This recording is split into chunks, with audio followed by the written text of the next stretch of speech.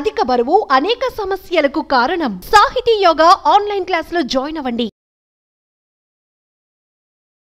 Welcome to Suman TV. నేను మీ Suman TV Nag. According to Vedic astrology కనుక మనం చూసుకుంటే మన మీద నరదృష్టి ఉంది అనేటువంటి విషయం ఎలా తెలుస్తుంది.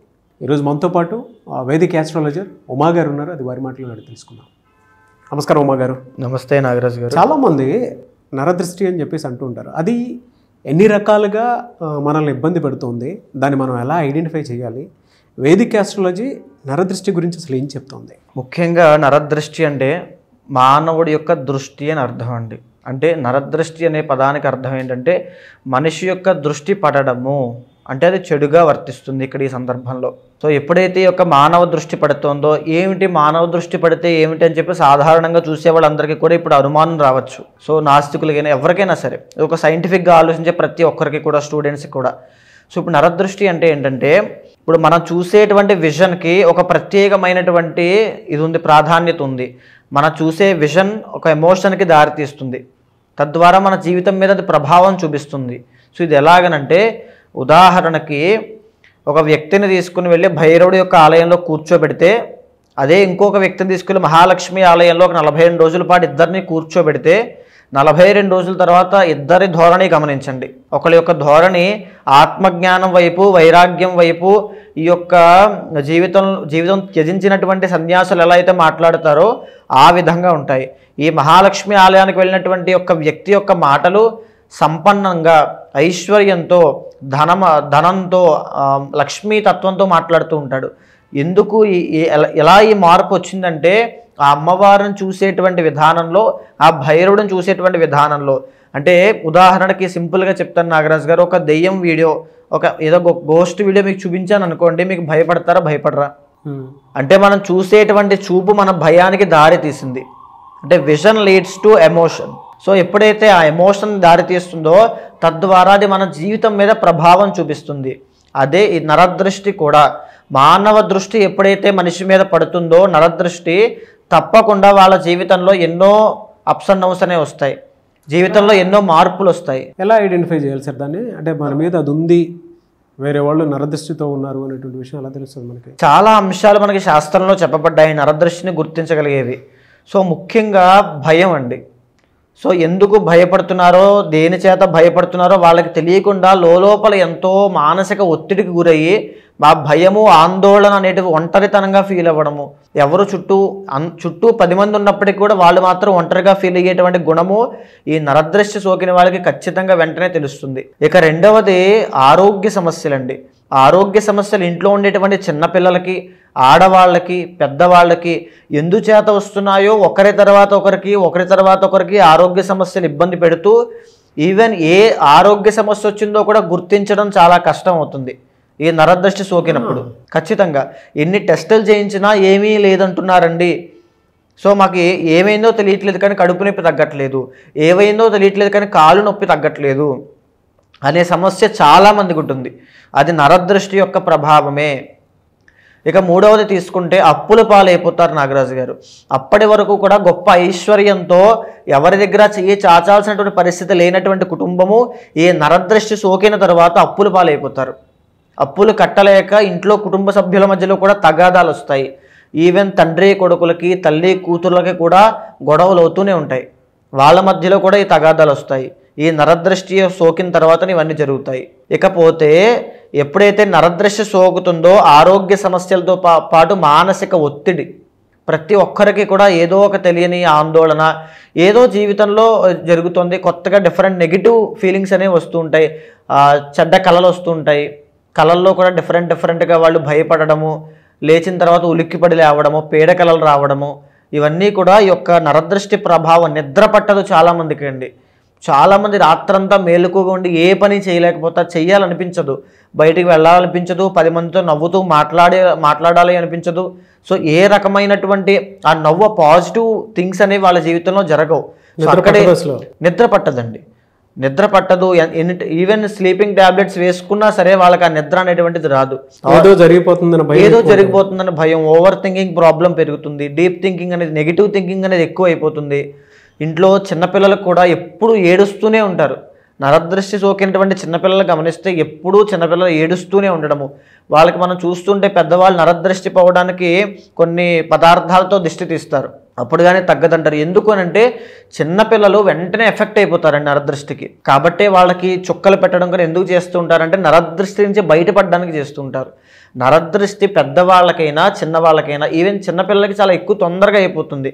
అదేవిధంగా ఆడవాళ్ళండి, ఆడవాళ్ళు కనుక ఎప్పుడూ ఐశ్వర్యవంతంగా ఆభరణాలు వేసుకుని ఇది చేసుకున్నా వాళ్ళకి నరదృష్టి తొందరగా సోకుతుంది. ఎక్కువగా ఈ యొక్క నరదృష్టి సోకిన వాళ్ళకి మనం గుర్తించాల్సింది తలనొప్పి, మైగ్రేన్ అండి.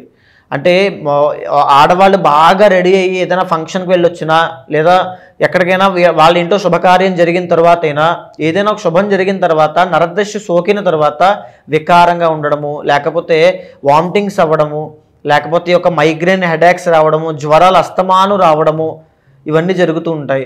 కొంతమందికి నరదృష్టి సోకిన తర్వాత యాక్సిడెంట్స్ కూడా అవుతాయండి.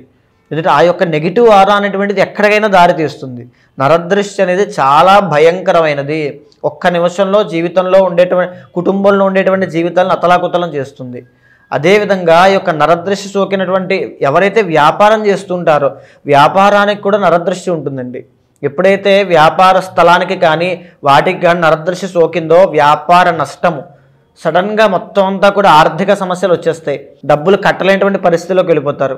అదేవిధంగా ఆరోగ్య సమస్యల్లో తీసుకుంటే నరదృష్టి మనం తీసుకుంటే ఈ ఆరోగ్య సమస్యల్లో వికారంగా ఉండడము, వామిటింగ్స్ అవ్వడము, లేకపోతే డైజెషన్ ప్రాబ్లమ్స్ అంటే మోషన్స్ సంబంధించిన ప్రాబ్లమ్స్, కాన్స్టిపేషన్ అండి, ఈ సంబంధించిన ఇబ్బందులతో ఇబ్బంది పడడము, ఎక్కువ శాతం వాళ్ళకి ఆరోగ్య సమస్యలు అసలు ఎందుకు వస్తున్నాయి అనేటువంటి విషయం కూడా అర్థం కాదు. దానికి ఆన్సరే నరదృష్టి. నాగరాజు గారు, ఆ నరదృష్టి పోవడానికి ఖచ్చితంగా అమ్మవారి యొక్క అనుగ్రహం కావాలి. ఎవరైతే నరదృష్టి బాధతో బాధపడుతున్నారో నరదృష్టి ఒక్కసారి సోకిందంటే ఇంటిళ్ళ పాదిని ఏదో విధంగా ఇబ్బంది పెడుతూనే ఉంటుందండి. ఉద్యోగం పోతుంది, విద్యలో కాన్సన్ట్రేషన్, చిన్నపిల్లల విద్యలో రాణింపు ఉండదు, ఉత్తీర్ణతా శాతం తగ్గిపోతుంది. తరువాత చెప్పాలంటే ఆరోగ్య సమస్యలు, ఇంట్లో పెద్దవాళ్ళకి చిన్నవాళ్ళకి గొడవలు అవుతుంటాయి, ఎవరెవరికి పడదు, అస్తమాను కొట్టుకుంటూనే ఉంటారు. ఇవన్నీ సంబంధించి నరదృష్టి పోవాలంటే అమ్మవారికి ప్రత్యంగిర అమ్మవారికి హోమం చేస్తే ఏదైతే నరదృష్టి దుష్ప్రభావాలు ఉన్నాయో ఇంటిళ్ళ పాదికి ఉన్నటువంటి దోషాలన్నీ కూడా దగ్ధం అయిపోతాయి. సో ఇక్కడ మేజర్ పార్ట్ చాలామంది ఆశ్చర్యపడుతూ ఉంటారు, మా ఇంట్లో ఉండేటువంటి వ్యక్తులకి సడన్గా యాక్సిడెంట్ అయిందండి, అసలు ఏమైనా జాతకంలో దోషం ఉందా, లేకపోతే ఏమైనా అష్టమశని నడుస్తుందా? జనరల్గా అష్టమశని వల్లే ప్రాణ నష్టం కలుగుతుంది. తప్పకుండా అండి, నరదృష్టి వల్ల యాక్సిడెంట్ అయిన వాళ్ళు కూడా చాలామంది ఉంటారు. యాక్సిడెంట్ అవ్వడము, వస్తు నష్టాలు జరగడము, సడన్గా తుడిచిపెట్టుకుని వెళ్ళిపోతుంది అంతా కూడా, గోల్డ్తో సహా. ఈ యొక్క వాహనాలు కూడా యాక్సిడెంట్ అయ్యే వాహనాలు యాక్సిడెంట్ గురవుతూ ఉంటాయి, వాహన నష్టం అయిపోతుంది వీళ్ళకి.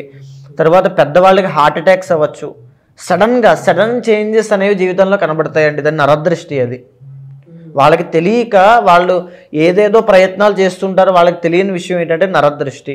దానికి పరిహారం ఆచరించేంత వరకు వాళ్ళ జీవితంలో వాళ్ళ కుటుంబంలో నష్టాలు కలుగుతూనే ఉంటాయి. ఒకదాని కలహాలు ఎలా ఉంటుందండి? అంటే కుటుంబ కలహాలు అంటే ఇంకా పెద్ద చిన్న తేడా ఉండదు నాగరాజు గారు. పెద్దవాళ్ళకి చిన్నవాళ్ళకి తగువులు అవుతుంటాయి. ఈవెన్ తల్లి కూతుర్లకి, తండ్రి కొడుకులకి, తాత మనవాళ్ళకి అవుతూనే ఉంటాయి. రెస్పెక్టెడ్ పర్సన్స్ కూడా వాళ్ళకి వీళ్ళకి పడదు. ఇది ఎలా సార్? అంటే జనరల్గా కొంతమందికి జరుగుతూనే ఉంటాయి కదా, అది నరదృష్టి అని మనం ఎట్లా అనుకుంటాము?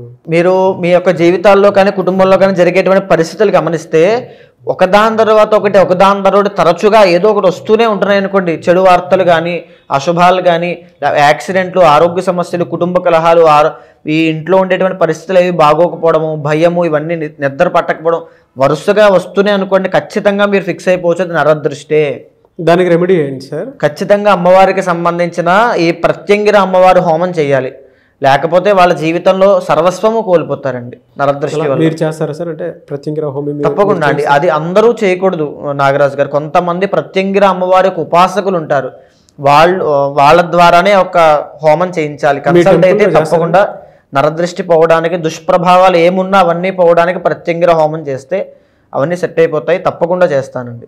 ఓకే, ఎవరైనా అప్రోచ్ అవ్వచ్చా మిమ్మల్ని? తప్పకుండా అండి, ఎవరైనా అప్రోచ్ అవ్వచ్చు, జాతకం ద్వారా అవ్వచ్చు. నరదృష్టికి ముఖ్యంగా ప్రత్యంగిర హోమము, ఇంట్లో చేయాల్సిన కార్యక్రమాలు కొన్ని ఉంటాయి, శాంతి ప్రక్రియలు, అవన్నీ చేస్తే అప్పుడు ఆ నరదృష్టి పోతుంది. ఓకే, సో జాతక చక్ర ప్రకారం చూస్తారు, లేదంటే ఇప్పుడు మీరు చెప్పినటువంటి సిమ్టమ్ని బట్టి ఒక క్లారిటీకి రావచ్చు అంటారు? తప్పకుండా అవునండి. జాతక ద్వారాను తర్వాత వాళ్ళ యొక్క జీవితంలో జరిగేటువంటి పరిస్థితుల ద్వారా ఒక దానికి వచ్చి తర్వాత ఏ పరిహారం చేయాలి, ప్రత్యంగిర అమ్మవారు చేయాలి నిర్ణయించిన తర్వాత అప్పుడు ఆ శాంతి ప్రక్రియ వాళ్ళ ఇంట్లో ఆచరించడం వల్ల లేదా మన పీఠంలో ఆచరించడం వల్ల వాళ్ళ నరదృష్టి నుంచి బయటకు వస్తారు.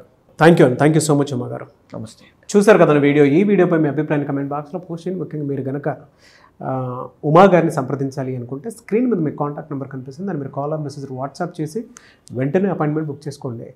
ఏదైనా శుభకార్యానికి సంబంధించినటువంటి మంచి ముహూర్తం కావాలన్నా, యజ్ఞాలు యాగాలు హోమాలు ఏమైనా చేసుకోవాలి అనుకున్నటువంటి వాళ్ళైనా సరే, అండ్ గృహప్రవేశానికి సంబంధించినటువంటి డీటెయిల్స్ కావాలి అనుకున్నా కూడా ఉమా గారిని మీరు సంప్రదించాలి అనుకుంటే స్క్రీన్ మీద కనిపిస్తున్న నెంబర్కి సంప్రదించండి. ఈ వీడియో లైక్ చేయండి, షేర్ మాత్రం తప్పకుండా చేయండి. ఇలాంటి మరిన్ని వీడియోస్ కోసం మా ఛానల్ ఫాలో అవ్వండి. Thank you.